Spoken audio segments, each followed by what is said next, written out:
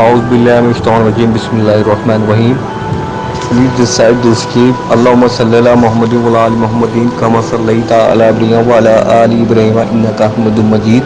اللهم بارك على محمد وعلى آل محمد كما باركت على إبراهيم وعلى آل إبراهيم إنك حميد مجيد.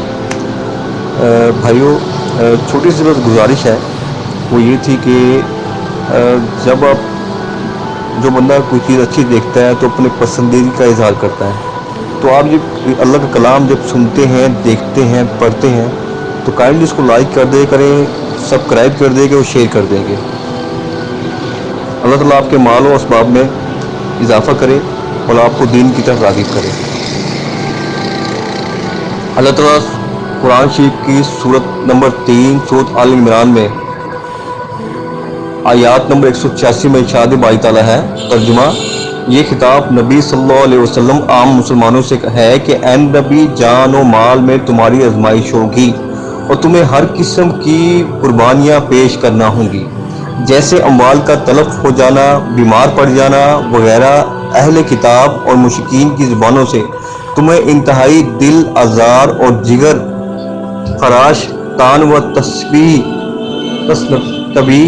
کی بیہودہ گفتگو اور جھوٹے الزامات سننا پڑیں گے، جیسا کہ منافقین نے ہر طرح ستایا.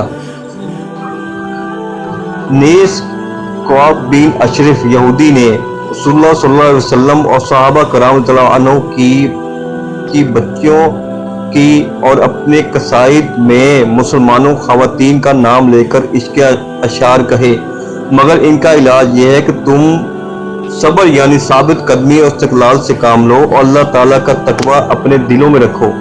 اگر صبر اور تقوی سے ان آزمائشوں کا مقابلہ کرو گے تو یہ نہایت ہمت، حوصلہ اور ولولہ عزمی کا کام ہے. چنانچہ آپ صلی اللہ علیہ وآلہ وسلم اور صحابہ کرام رضی اللہ عنہ ہمیشہ صبر اور تقوی سے کام لیتے رہے، حتیٰ کہ حالت جنگ میں بھی نہ ان کی طرح بد زبانی سے کام لیا اور نہ عملاً اس طرح زیادتی کی جس طرح انہوں نے کی تھی. یعنی کہ فتح یاب ہونے کے بعد بھی مسلمانوں نے ان سے اس طرح کی کوئی بد زبانی نہیں کی، نہ زیادتی کی تھی.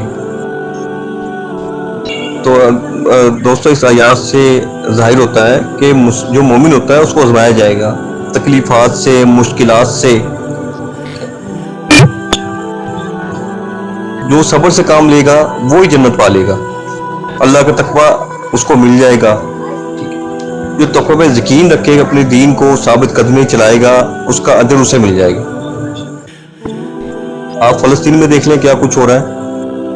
آپ کیا سمجھتے نہیں ہیں کہ یہودیوں نے پہلے کوشش کی ہوگی کہ یہ اس طرح نہ معاملہ نہ ہو، یہ آرام سے مان جائیں، یہودیت میں ہو جائیں، پھر اس کے بعد ہم ان کو آرام سے زیر کرنے کے بعد فلسطینیوں کو ہم مسجد اقصی گرا دیں گے. لیکن انہوں نے دیکھا ہے کہ فلسطین کے جو مسلمان تھے وہ اس طرح نہیں مانیں گے.